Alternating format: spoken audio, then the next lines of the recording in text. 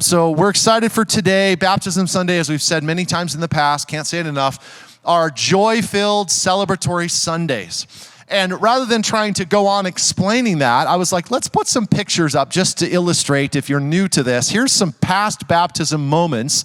And as we look at these, I just want you to be thinking about what word or words come to mind as you're seeing these pictures. I'm going to open it up. Go ahead. Say it. Joy. Oh, that's a good one. Revival. Other words. Victory. Relief. Renewed. Okay. Okay, those are great words. Somebody one time said cold. If you're at the river, and we do that every August, it's cold. If you're here, it's the opposite. It's really, really warm water. So be encouraged today. But biblically, here's some language to supplement the words that were just thrown out. There is no condemnation for those who are in Christ Jesus. Amen? We are a new creation. You were bought with a price. The old has passed away. The new has come. You were washed, you were sanctified, you were raised with him to newness of life. These are just some verses that capture the pictures we saw. But I was thinking about this. These photos, in all of these photos we're looking for, not a single one shows somebody underwater. You notice like when you're looking on Instagram after we have Baptism Sunday, we don't put pictures of people underwater. And the caption would be, we drown people. Or what would you say? Because it really doesn't look good. And I actually dug around and I found in the last 5 or 6 baptisms, I looked through all the photos, hundreds of photos, I found one. Ryan, I'm sorry. I don't know where you are. Ryan is a good guy. He's not a murderer, okay? But let's just play this game, the same game we just played. What words come to mind? Panic. Others? What? Help. Death, right? I thought of risk. I mean, the feet, this bro's all in. Usually I keep my feet planted, you're just in case. But he's just here we go. Surrender, uncertainty, risk. In other words, the aspects of the Christian life we would love to just not talk about or feel. And yet it struck me that without these moments, there would be none of these moments. Without humbling ourselves, without being willing to stand up in front of people, without trusting, without giving up our life, there would be no newness of life. Without depending on this person who's baptizing me, that they'll bring me back up out of the water, I wouldn't know the great relief of learning that they are dependable and the connection that happens in that moment following. This progression and this dynamic is something Jesus talked about a lot in his ministry on earth, so much so that his disciples tried to change the subject. They tried to argue him out of it, and Peter at one time rebuked Jesus for these kinds of conversations. In Matthew 16 is one example. Jesus said, "Whoever wants to be my disciple must deny themselves and take up their cross and follow me. For whoever wants to save their life will lose it. But whoever loses their life for my sake will find it."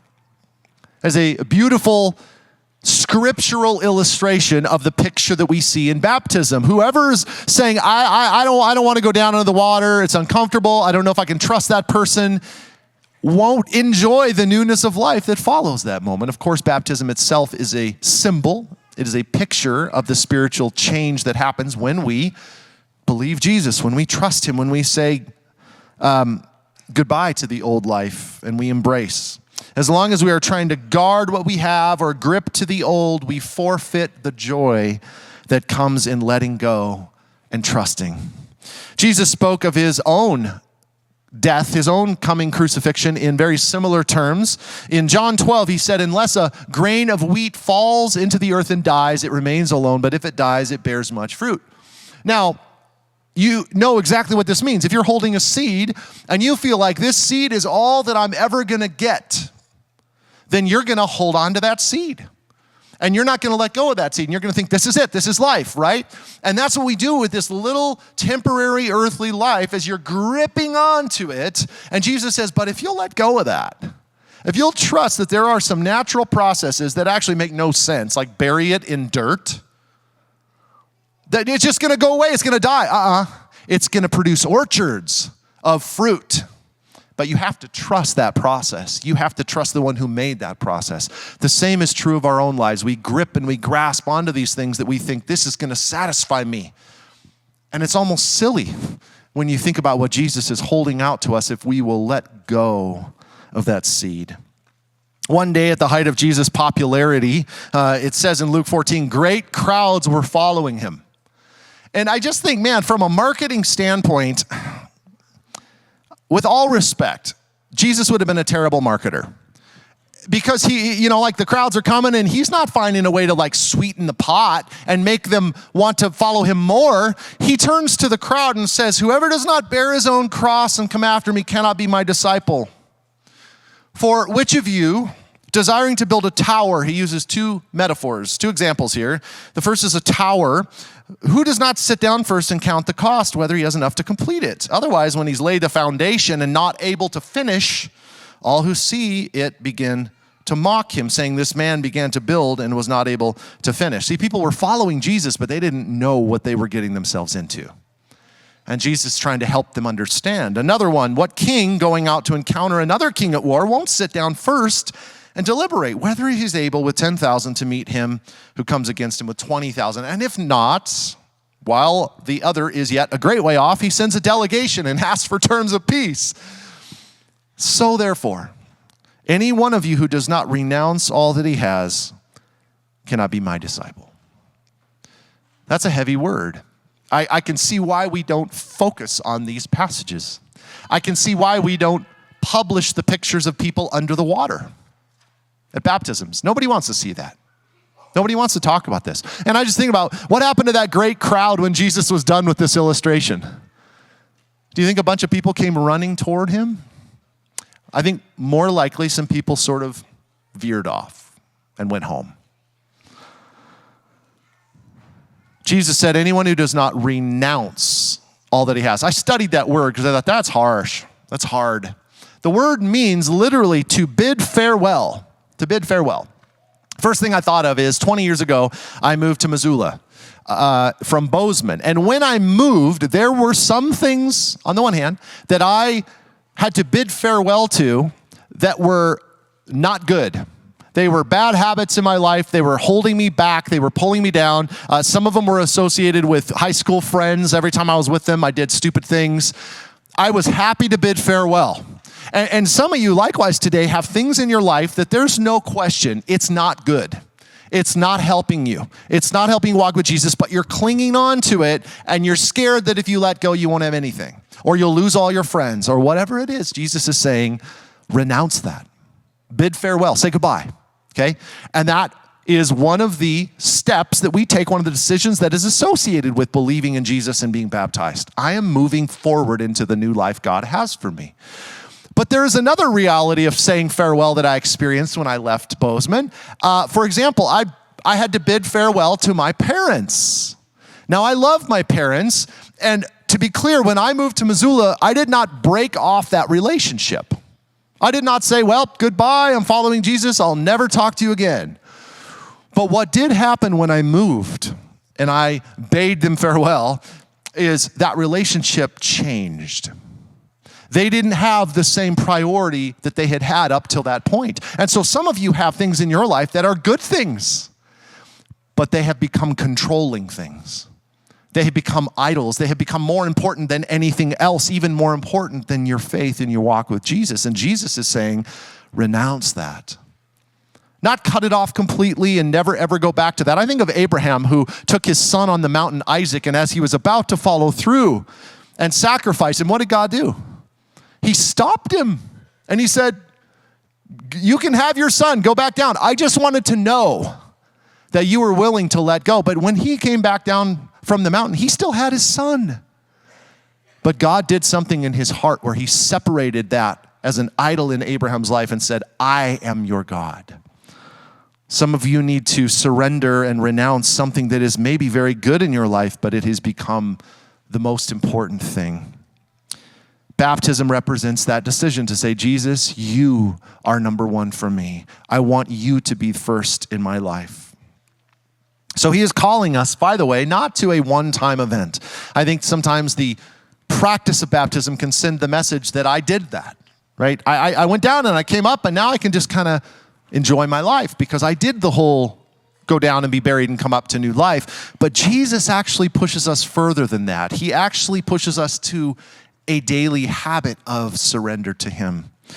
Luke chapter 9, he says, whoever wants to be my disciple must deny themselves and take up their cross daily and follow me.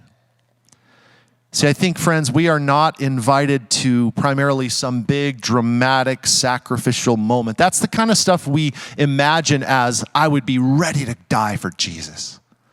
And I think maybe we would. But the reality is life isn't made up of those moments. Life is made up of the daily, little, mundane things where we have the choice to either exalt ourselves, our preferences, our desires, our ego, or to die to those things. Elisabeth Elliot, some of you may recognize that name, as a well-known author, missionary in the 20th century. She wrote on topics of suffering and purity. And regarding this call to take up the cross, she writes about what is the cross? Because I hope I don't, I may not need to say this, but I'll say that Jesus didn't literally mean go find a cross and carry it around.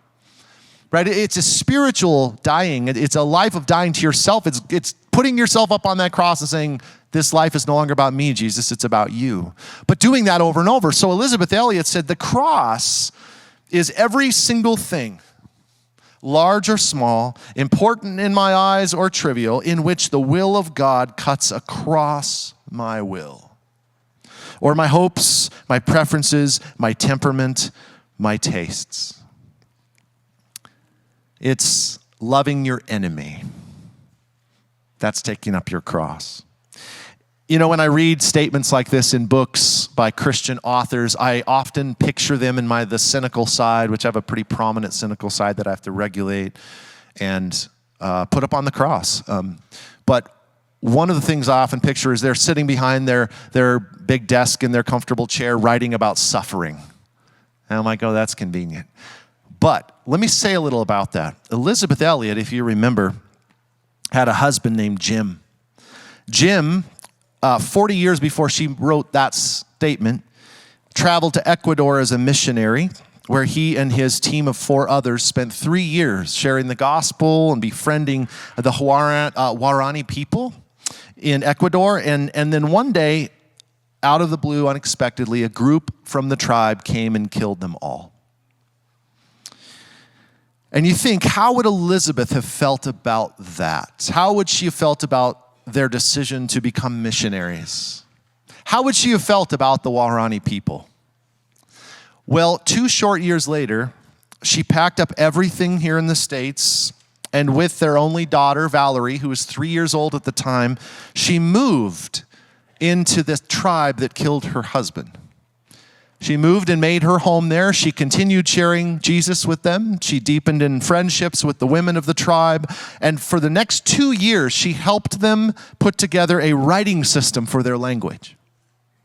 So you talk about somebody who knows suffering, somebody who knows what it means to deny yourself and continue pursuing the vision and the mission that Christ has given to you. Elisabeth Elliot wrote a little more about what it means to take up your cross daily. What does that mean? Not as a one-time event, but daily. She said this, surely it is the quiet acceptance of disappointments, the willing performance of some hard task we'd prefer to avoid.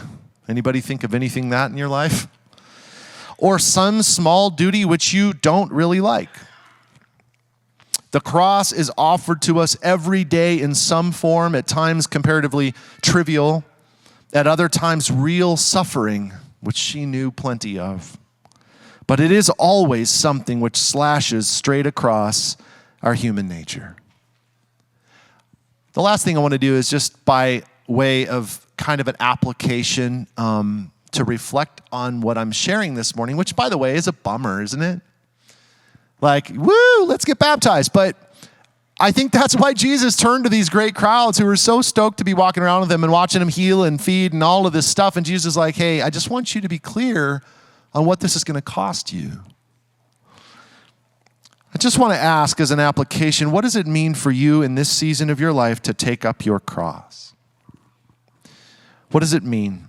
For some, it's refusing to defend yourself when you've been misunderstood. And you want to circle back and you want to make things clear and you want to make sure they view you in a positive light. And maybe it's just not. For some of you, it's sharing truth and love, which Jesus tells us to do, knowing a person may be mad at you for it.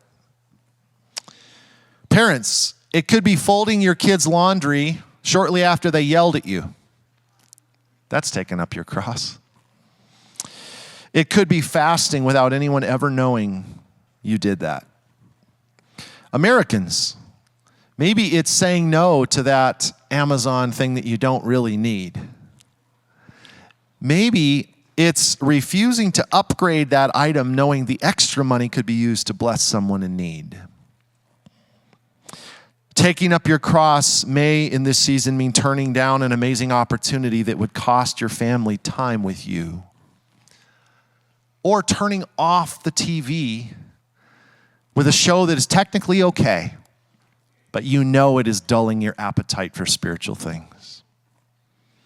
Taking up your cross could be embracing a season of obscurity when all you want is to be noticed and appreciated. Taking up your cross could be letting your spouse have the last word and no elbowing your spouse at this point. I'm talking to myself on that one. Like I always have to be like, but this is why I did it. But just what if I didn't?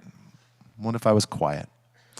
Or in light of our last series, the last 3 weeks, taking up your cross could be choosing to not act on a desire that culture has said, go for it. That is not easy. I was reminded this week of the first wedding I ever officiated. And I remember this feeling of like, why am I doing a wedding? Is this what I signed up for? Weddings? And for the record, 15 years later, I have the same feeling every time somebody says, will you do our wedding? I'm like, okay, I'm probably, you can do better, but here we go. But so the first wedding I did, I remember they came in my office and I had no idea what I was doing. So I was just kind of sharing, we get to know each other a little bit. And I learned early on in some of their sharing about themselves that they were living together, sleeping together, all in the culturally acceptable sense. And not knowing any better, any different, I just had my Bible. I just shared with them how God says you'll be blessed. They said, we want to be blessed. I said, I'm so glad to hear that. Let me tell you what God says about a blessed life. And I talked to them about honoring sexual activity for marriage and saving it for that. And I had no expectation. I didn't say, you guys need to stop this. I just shared with them, not knowing where it was going to lead. And I also realized how impractical it was as I was sharing the prospect of them moving apart. When they were ready to get married, I was like, I don't know what it means or what should happen. But I remember that was the first time it hit me. This has nothing to do with finances. This has nothing to do with 2 apartments or inconvenience or the cost of housing. This has to do with trust. Do you believe that God is telling the truth? That's the only question that matters. Do you believe he's lying to you? And so I shared this, no strings attached. I said, I believe that what you guys do with this moment, whatever you decide, will set the stage for every subsequent moment in your marriage. When you are challenged with a hard choice and culture is telling you one thing and God's word is telling you another, this is going to set the tone for what you do in those moments. Well, they came to the next meeting. I'll never forget this meeting. They walked in. and they were like beaming. I'll never forget it. They had, the first meeting, they were super nervous and all that, which is understandable. The next meeting, they were just beaming with joy. They were so excited. And I'm like, what happened? And they're like, we moved apart. He got an apartment. And I was just in the moment thinking how crazy our world would say that is. The world would say that is stupid, that is impractical, that doesn't make sense. And yet the evidence didn't lie. They were so filled with joy. And the reason, I believe, is because they had said yes to God. They had believed that God was telling them the truth. And when they said yes to him and they moved forward in ultimately laying down their previous life, in saying no to what they wanted, essentially, they experienced an intimate connection with Jesus, who delighted in that, and with each other through Jesus. And there's no way for me to explain, from then on, they were different people. I saw a light and I saw a joy in them that I had not seen before, because they knew that they were committed to moving toward Jesus and what he called them to do. I used to wonder, as I was thinking about the Jim Elliot story of Jim being killed, if he could go back and not go to Ecuador, like go somewhere else if he would. And then I ran across this quote many of you know. He wrote it in his journal 6 years before leaving for Ecuador. And he had experienced Jesus' presence and he was experiencing Jesus' calling, and he wrote this in his journal. He is no fool who gives what he cannot keep to gain that which he cannot lose. It is the letting go of that kernel, that seed that we think is everything, and saying, actually, if I drop this, God has promised to bring joy and fruit that I could never dream if I just let go. So that is what we're celebrating in baptism, and baptism is exciting, as much as maybe what I'm sharing today feels heavy. But it is serious. It's a decision to walk with Jesus. It's also a decision to say, I'm no longer the Lord of my own life. Jesus is. I'm going to do what Jesus says, and I'm going to believe that when I do that, whatever I give up, he will always give me far more and far better.